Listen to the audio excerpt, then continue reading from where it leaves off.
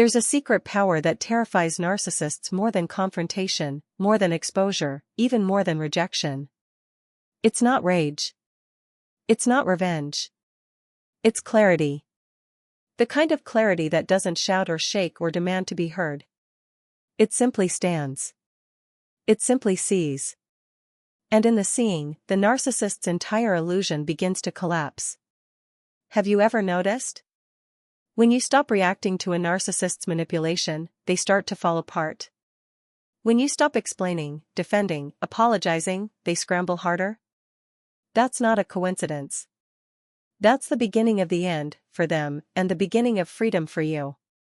Because narcissistic relationships aren't based on connection. They're based on control. And control needs engagement.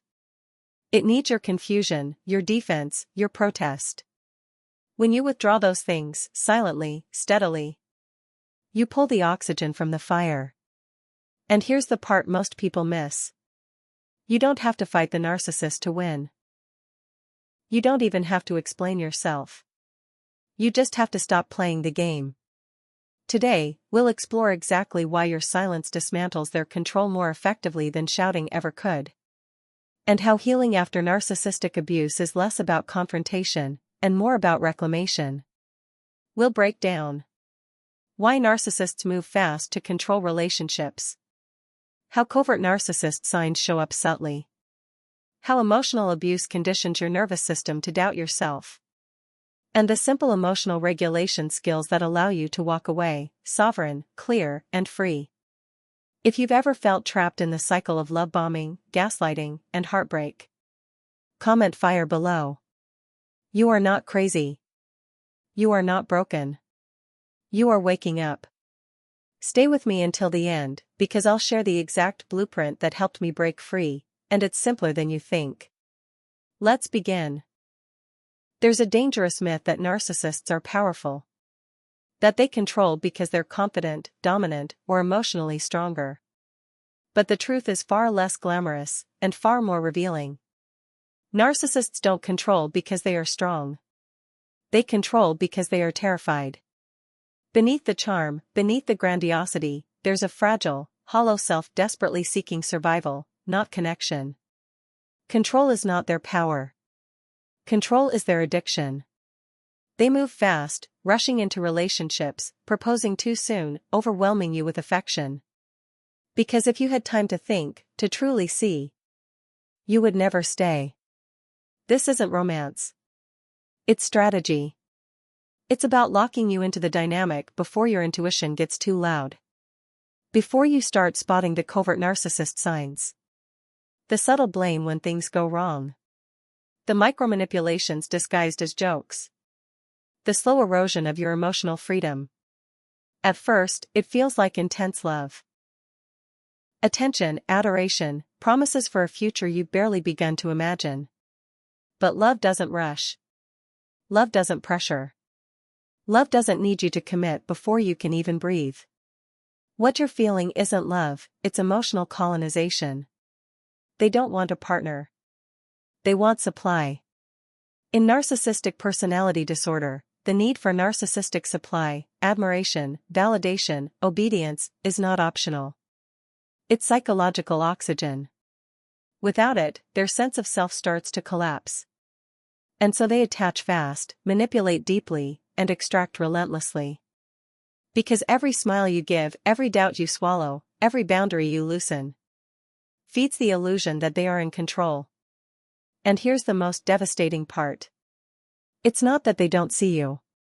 It's that they never intended to. From the beginning, you were never the destination. You were the vehicle. A mirror in which they could see what they wanted to believe about themselves. But mirrors, no matter how convincing, cannot maintain illusions forever.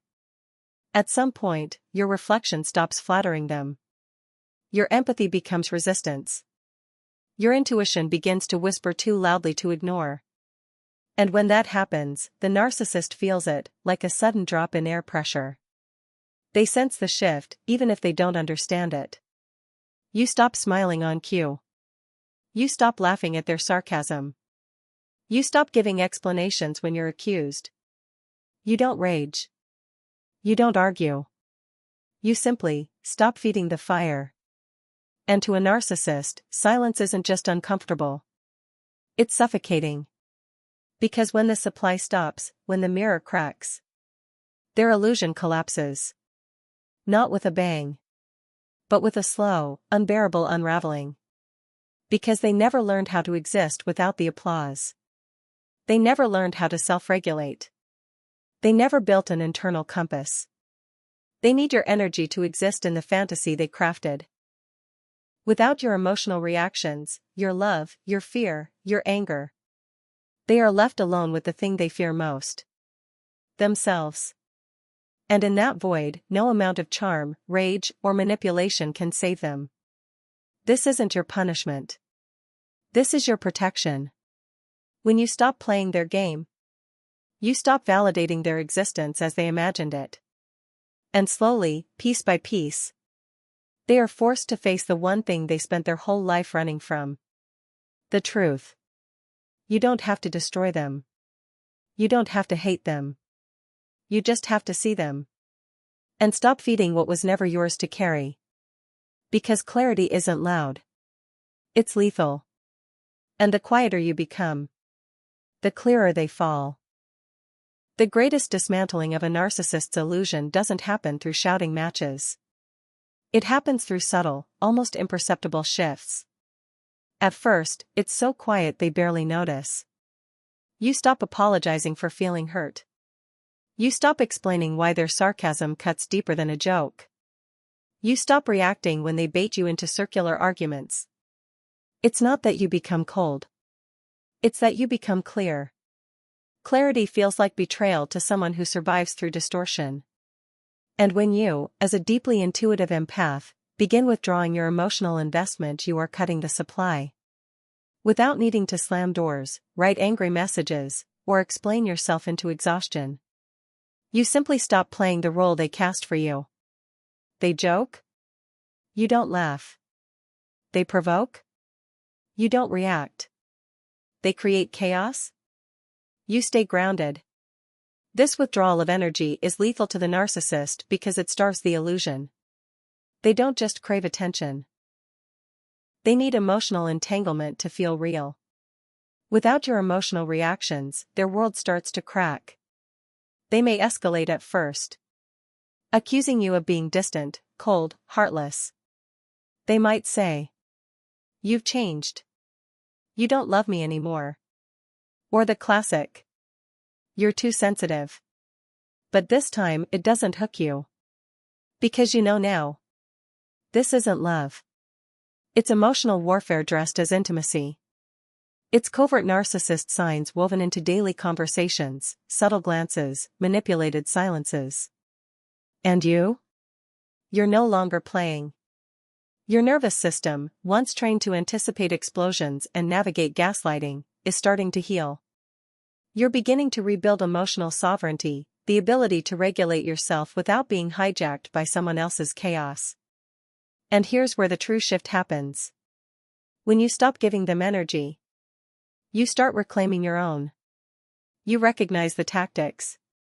The gaslighting, the guilt-tripping, the silent treatments. You name them internally without needing to engage externally. You anchor into your emotional regulation skills.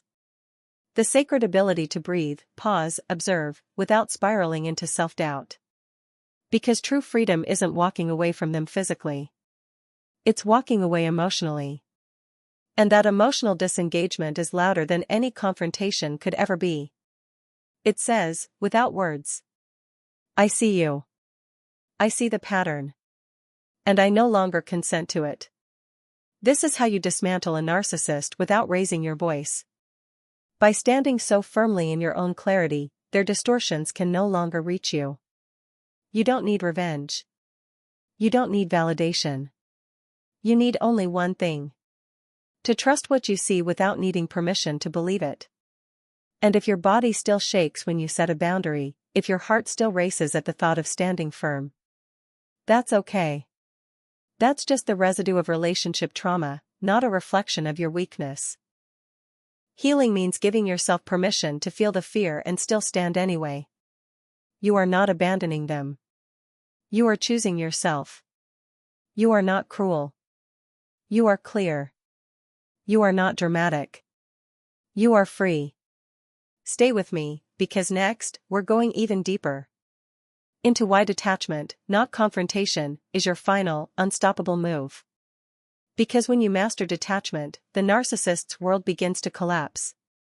And your true life finally begins. When you first start detaching from a narcissist, it feels unnatural. It feels wrong. It feels like betrayal. Because you were trained, through emotional abuse, to believe that your emotional availability was the glue holding the relationship together. You learn to overfunction when they underrespond. You learn to explain yourself when they distorted reality. You learn to beg for understanding when they refuse to hear you. But here's the truth. Your presence was never the problem. Your love was never lacking. Your empathy was never the weakness. The real issue was that the relationship was never built on mutuality. It was built on extraction, a dynamic that thrived only as long as you were willing to bleed emotionally. When you start practicing true detachment, you disrupt that extraction. And the narcissist feels it immediately. At first, they may pretend not to notice. They'll escalate their tactics. Sudden love bombing. Silent treatments. Guilt trips masked as concern. They'll accuse you of being distant, cold, cruel. But this time, the accusations don't land. Because you're no longer engaging from a place of confusion. You're engaging, or choosing not to, from a place of clarity. You don't respond to gaslighting with frantic justifications. You don't meet emotional neglect with desperate explanations. Instead, you breathe. You feel. You regulate. You lean into your emotional regulation skills, the art of anchoring yourself when chaos tries to drag you under.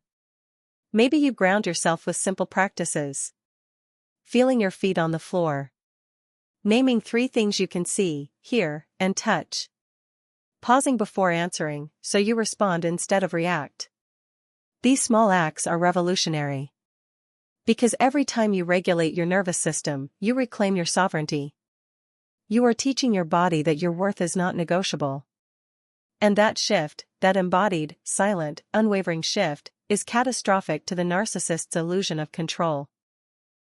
Because their power was never real. It existed only through your participation. When you detach, you expose that truth.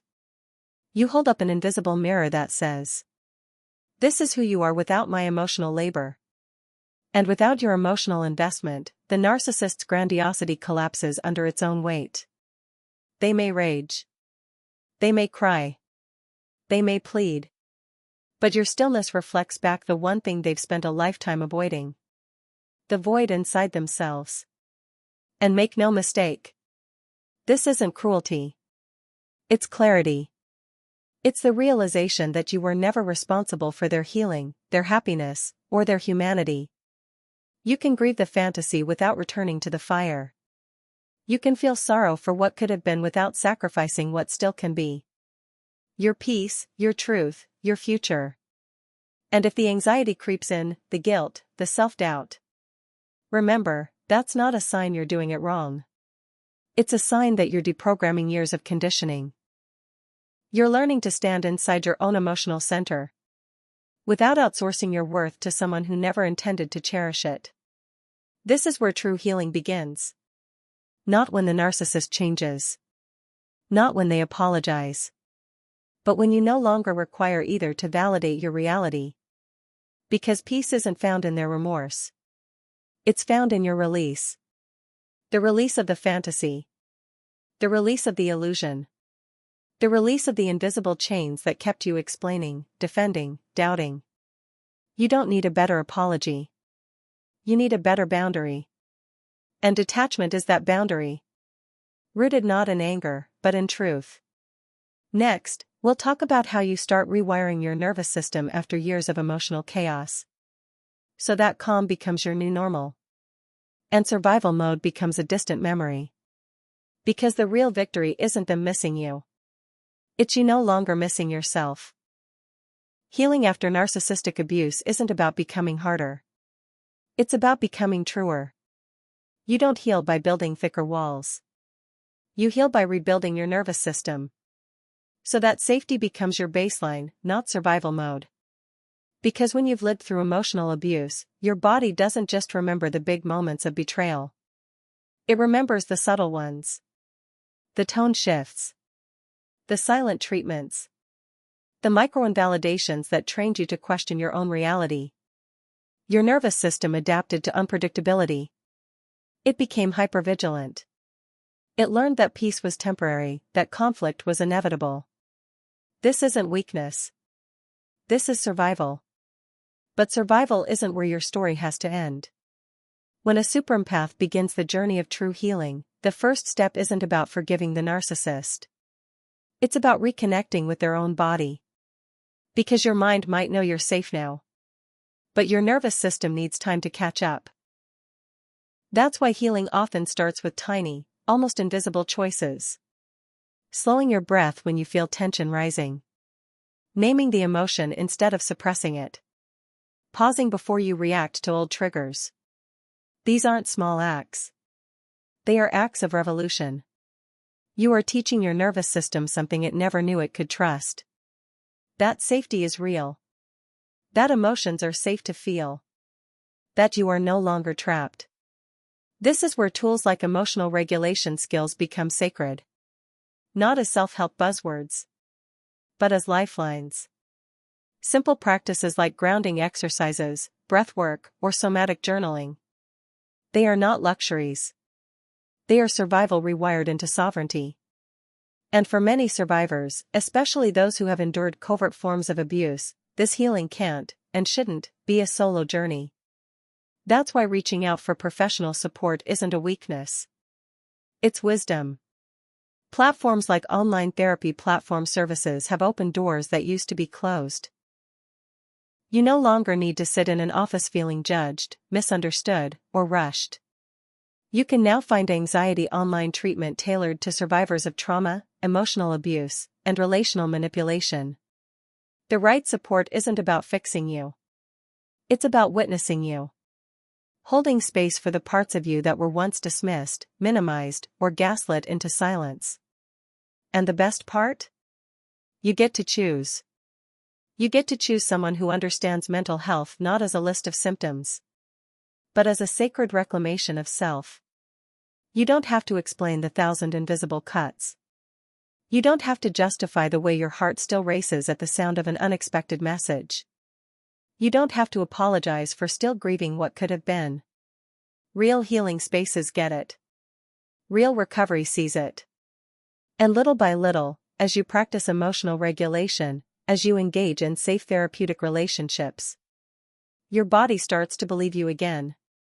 You no longer jump at kindness. You no longer flinch at calm.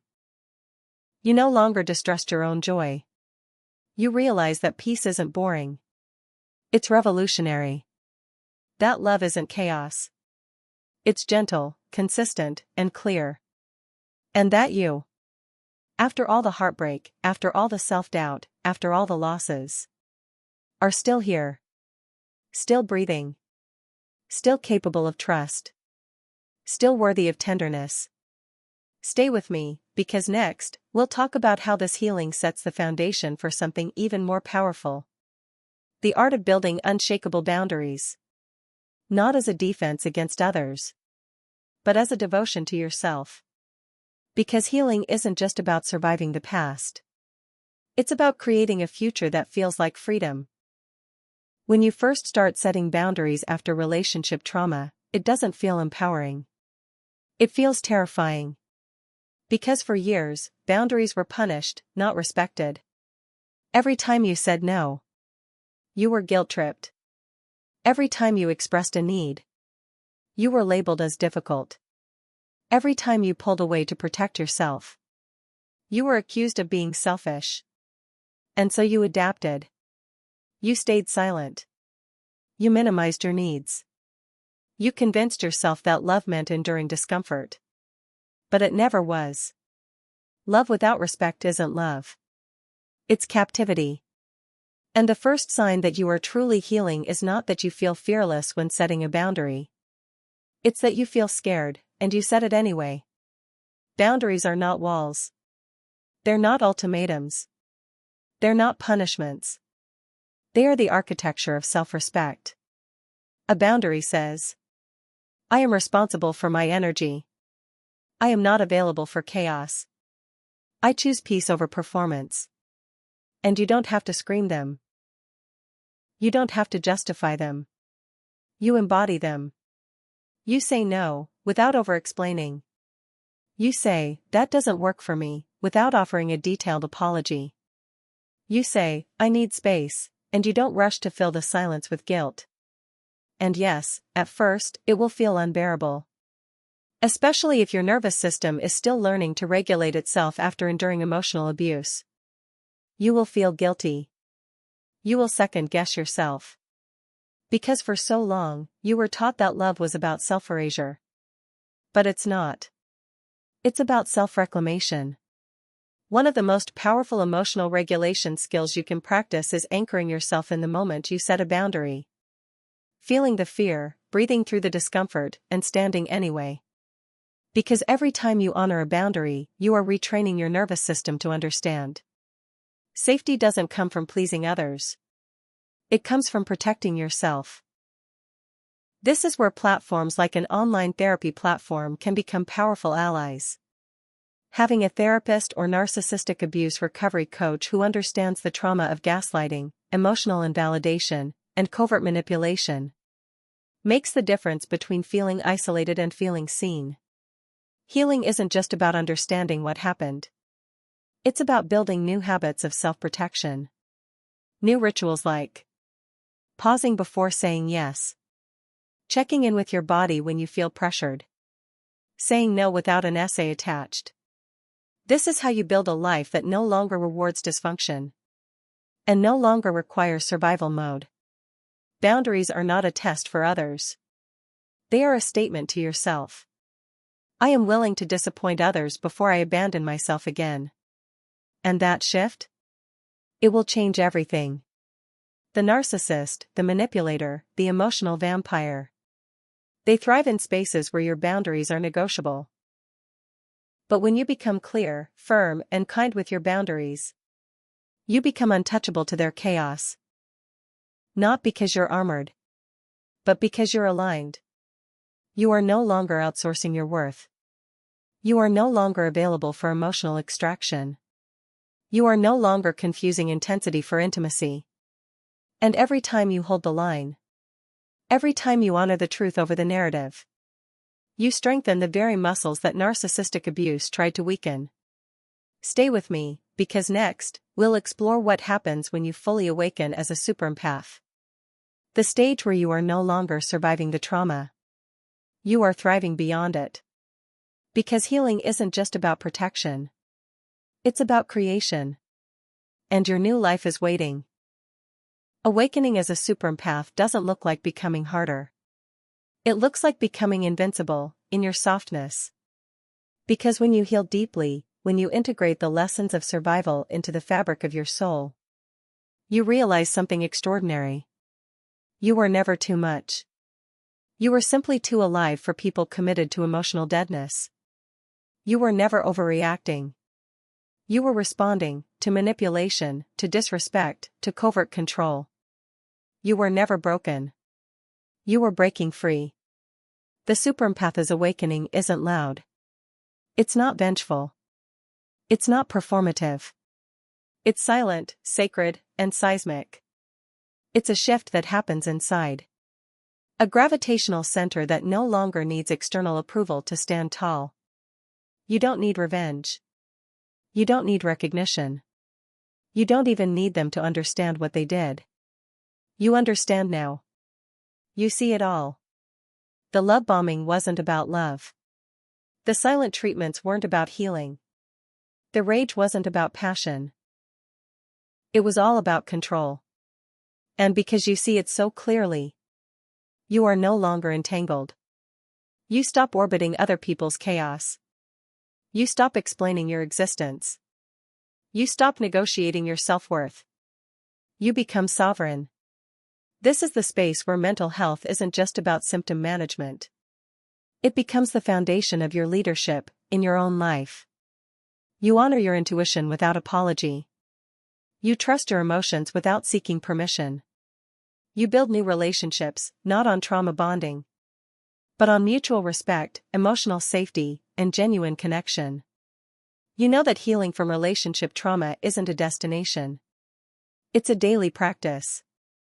You use emotional regulation skills, not to suppress yourself, but to stay anchored in your truth. You seek support when needed, without shame, through resources like an online therapy platform or an anxiety online treatment program that understands the depth of your story. Because real strength is not going it alone. Real strength is knowing when to reach for wise hands, steady hearts, and safe spaces. The superempath's power isn't reactive. It's proactive. You set boundaries, not to control others, but to honor yourself. You speak the truth, not to convince others, but to align with your own soul. You choose peace, not because conflict scares you, but because chaos no longer entices you. And perhaps most powerfully of all, you stop performing. You stop auditioning for love. You stop making yourself small to fit into broken systems. You realize you were never here to fit into cages. You were here to build kingdoms. And every moment you choose clarity over chaos, truth over illusion, self-respect over self-abandonment. You reclaim a piece of yourself that no narcissist could ever truly steal. Your life after awakening isn't about proving them wrong. It's about proving yourself right. You were always enough.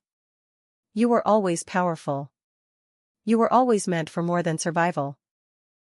And now, you get to live like it.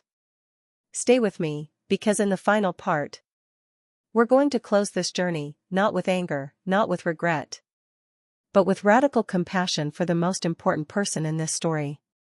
You. Because the greatest revolution is not changing them. It's choosing you. You thought the power was in their hands. Because for so long, they convinced you it was. They convinced you that their moods dictated your worth. That their love, or the absence of it, was a reflection of your value. That your ability to stay, endure, forgive endlessly was proof of your goodness. But none of that was ever true. The real power was never in their hands. It was always in yours. The power to feel, deeply. The power to see, clearly. The power to stay connected to your soul, even when every tactic of gaslighting tried to sever you from it. You survived not because you were weak, but because you were strong in ways they could never comprehend. You adapted. You endured. You kept your heart soft in a world that tried to harden you. And now? You are not surviving. You are thriving. You are healing your nervous system, one boundary, one breath, one act of self-loyalty at a time. You are honoring your intuition, not as a liability, but as a sacred compass. You are reclaiming your energy from the endless black holes of emotional extraction. Maybe you're working with an online therapy platform now, gently unraveling the layers of relationship trauma with the help of a specialist who sees the full picture. Maybe you're learning emotional regulation skills, learning how to breathe through the old panic, sit with the old grief, and rewire your system to safety. Maybe you're investing in anxiety online treatment, not because you are broken, but because you refuse to live shackled to survival mode. Whatever your healing looks like, know this. Every step you take toward yourself is a revolution. Every moment you say, I deserve better. Every time you choose silence over chaos. Peace over performance. Clarity over confusion. You are dismantling systems of harm not just in your own life, but in the world around you. Because healed empaths don't just survive. They lead. They don't just protect themselves. They create new blueprints of love, truth, and connection for generations to come. Your healing isn't selfish. It's sacred. It's the foundation of every healthy relationship you'll build from here forward. It's the legacy you leave, not of perfection, but of authenticity. And yes, the narcissist might still spiral. They might still project, provoke, plead. But they no longer have access to the control they once had. Because you see now. And once you see, you can't unsee. Once you taste self-respect, you can't go back to self-erasure. Once you anchor into truth, you lose your appetite for illusions. The power was always yours. And now, it's awake. You don't need to fight for your worth. You don't need to prove your love. You are enough. You always were. You always will be. And if today feels heavy, if grief still sits in your throat, if old doubts still whisper at night, remember, you are not behind. You are blooming. And blooming is messy before it's magnificent. You are exactly where you need to be.